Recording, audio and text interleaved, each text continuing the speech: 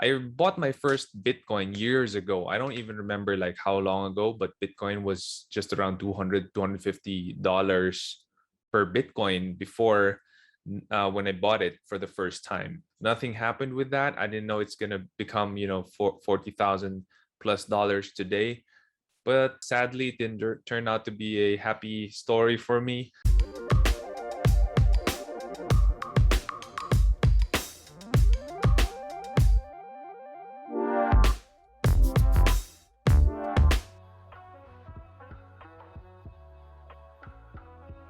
Hey guys, so in this video, we have the CEO of SEO Hacker sharing his story, his journey towards investing in cryptocurrencies. I guess so we can hear more and more stories of people who are investing in the cryptocurrency. People who are very, very bullish, people who are just in the middle, and then people who are not so bullish about it, so that we can hear different sides of the story. And what I plan to do also over the next few weeks is that we get to hear people who are normal entrepreneurs, normal employees that are going around their day-to-day work and are allocating, investing in cryptocurrencies and see it as an asset class. The reason why I'm doing this is that so that we get to see their convictions, we get to also see their line of thinking on why they're entering the cryptocurrency market, so that you just don't hear it from the experts, you don't just hear it from people who are super bullish about it, but we get to hear stories of day-to-day people who are allocating and investing in the cryptocurrency market. Before I start, I just want to say I am not an investor that is encouraging any investments in stocks, crypto. I'm not a sophisticated investor. I don't consider myself that. And I also am not a financial advisor. So everything that I say is my personal opinion and views, and I am not soliciting or encouraging anyone to follow any and all of the investment ideas or opportunities that I am going to be sharing. Why are you investing in crypto? What was your first purchase and what's the thought process behind it? I bought my first Bitcoin years ago. I don't even remember like how long ago, but Bitcoin was just around $200, $250 per Bitcoin before when I bought it for the first time. And I had my Bitcoin wallet, and I bought it from a guy who asked the Bitcoin back from me. He's an acquaintance, and he refunded me the money I paid him for the Bitcoin. So nothing happened with that. I didn't know it's gonna become 40,000 plus dollars today. But that's the first Bitcoin I invested in. That's the first Bitcoin I bought. Sadly, it didn't turn out to be a happy story for me because I had to give it back, and then I kind of put it in the back burner. I didn't think too much about Bitcoin anymore after that. Okay, no, that's something that's very interesting, because when I started 2018, Bitcoin wasn't anymore at the 200 US dollar mark. No, it was a bit higher already. And what's interesting there was that even though he missed out and he sold his Bitcoin at 200 also, bought at 200, sold at 200, he's not scared of buying it at a higher price. And I think that's one of the biggest problems of people also when they invest, that they were able to buy it at a lower price. It's higher already now. They don't want to add anymore. But the truth of the matter is, when it comes to conviction, when you have conviction in a certain asset, that's what will push you also to buy, even though it's not as cheap as where it was before. It will always go back to what the technology is and how much you know more about it. What do you think the upside of Bitcoin will be over the next 5 years? Because you know me, my conviction in it is I believe that Bitcoin is digital property. I believe Bitcoin is apex digital property, and I think Bitcoin is here to stay. But what do you think, Sean? I think that if it doesn't boom to be one of the main sources of financial exchanges in our world, I think it might be a basis, a good basis for what money could be in our world today. Because money, if you think about it, is low bandwidth data. It's not the paper assets anymore.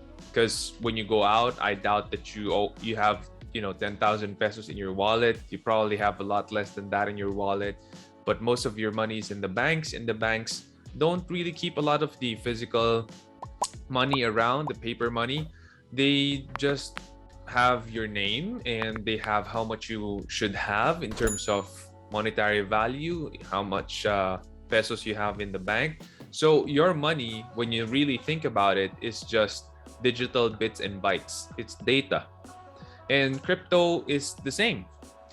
So I think that money is going to look a lot like crypto a couple of years from now. I'm not sure if it's going to be Bitcoin. No one knows. We know that the ledger is accountable, it's transparent, but what if there is a ledger, a blockchain ledger that is a lot less transparent, and a lot of people would like that better? We don't know. It hasn't been invented yet. But if the market would rather go to a blockchain ledger that is a lot less transparent and all the money would go there, then definitely Bitcoin might subside in terms of value. It might erode. No one knows. It's still a high risk asset or investment today. I'm not sure about the entire context of what he said about transparent, but there's one blockchain, Monero, that's not as transparent as Bitcoin. That's why a lot of people who want anonymity go to Monero. But please do your research on that. Please check that out. If you want to know more about it, I'll try to make videos on that. But from what I know and from what I've researched, that's the main goal of what Monero is actually doing. Anyways, let's go back to our next question. What is your biggest concern for crypto? Do you think this is something that could be risky in the future? It is risky even now. It is going to still be risky in the future, I think, because not a lot of people and not a lot of institutions have ideas or have a lot of acceptance. They haven't embraced Bitcoin or a lot of the cryptocurrencies yet into regulation.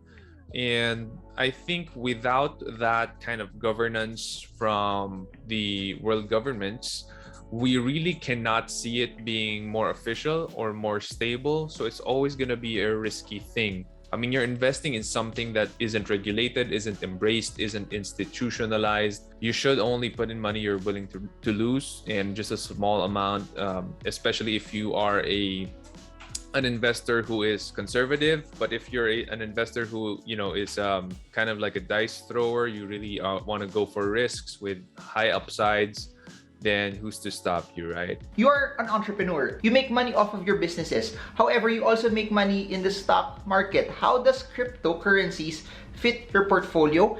And do you ever see yourself owning a total of 15% of cryptocurrencies as part of your portfolio? I'm not sure. I don't think I have like 15% of my assets in crypto. I have a good number of crypto assets that I'm managing right now in my portfolio. I haven't made a whole lot of money there. It's just that I'd rather keep it there than put it in the bank. But really, what I make a living with is my business. So I'm not really that great when it comes to stocks, cryptocurrencies. I would rather focus on what I do know and what I am good at, which is running my business. And it is a handful. I have to keep on studying about SEO, digital marketing, being on the cutting edge, always being number one. It's already a very big handful for me. So, being the number one or being a really good crypto and stock market investor and trader is kind of out of scope in my life right now. But I'm happy to be starting right now so that I know how to be able to improve and manage these assets better. Maybe when I'm retired, or maybe someday later in my life, I would be able to actually understand it better, have a better feel of it, have a better court sense on how to do it and win there, right? What is your message for those who want to invest today and are scared of investing? Being scared is good. I mean, fear is a good thing. It helps keep us alive from the early days. If you're not scared of lions and tigers and bears, then you'd probably end up dead during the early ancient days. But I think fear is a good thing. It helps you to know your boundaries and limits, and that doesn't mean you need to stay there on the other side of the boundary. It means that you might want to explore a little bit, bit by bit, step by step, which I'm also doing when I'm investing. I'm also scared, but I try to put in a little bit and study how it goes, how it flows. And that's how you learn. And the more you learn and the more consistent you are in practicing something, the more confidence you're going to be and the better you're going to be. And then the less fear you're going to have, the more courage you're going to get. So it kind of snowballs into something that is going to help you become a better investor. So I think it's okay to be scared, but also use that fear to help you to take baby steps to learn. If you have 1 million pesos today, where will you invest it? Where is your biggest conviction, and where will you put your money and why? So Bitcoin is the least risky crypto, if there is such a thing, right? There is the least risky one because There's a lot of people invested in it. It has huge value. It always is in the news compared to all the other cryptocurrency assets out there. And Ethereum is kind of like in the middle. It is not as big and popular and stable, quote unquote, stable as Bitcoin, but it has a lot of use cases. And it also isn't that high yet. It's not super duper expensive yet. It's like 3,000 US right now, and there's still times when it goes down to 2,000, and that's when I would like to buy, when it's 2,000 or less. And if I had an extra 1 million pesos, I'd probably put it in Ethereum, either that or ADA. That's the only two things that I'm looking at right now. ADA is like an advanced form of Ethereum, and the good thing about ADA is it's segueing to its own ups and downs compared to Bitcoin, where a lot of the other crypto assets out there are just following the ups and downs of Bitcoin and Ethereum. I think ADA is kind of like segueing or segmenting itself into a different market, and it's not following Bitcoin and Ethereum strictly anymore. So I think there's good promise there. If you're banking on the future, ADA might be a good cryptocurrency for you to look at. So yeah, if it was me, those are the two cryptos that I'm gonna be looking into and investing that extra money in. I heard you have a seminar tomorrow. Can you tell us more about it and invite people to actually join? I'll also put the link in the description below. So I do have an event tomorrow. Go and balance your life. This is about investing in yourself, not in crypto, not in stocks, not in other assets, but yourself, your mind, your spirit, your heart. How do you grow yourself as a person? How do you become intentional in your personal growth? And this for me is the biggest thing, because I started my business and everything I have with nothing but 1,300 pesos. And the first thing I invested in is myself, what I know. And I wrote it all on a couple of blogs. People started inquiring, they started hiring me, and then I grew my business from a freelancer, a one-man team, to now a 50-man team. And I didn't have any money, I didn't have any crypto, I didn't have any stocks back then. I just had this, and I invested in myself, and it grew and it grew and it grew. And tomorrow I'm gonna have that webinar 7 p.m. to 9 p.m. I hope I could see you there. The investment is not big at all. It's 950 pesos for early bird. Tomorrow it's gonna increase to 1,100. And you know, if you register today, it's gonna be really good for you, so you can get the early bird.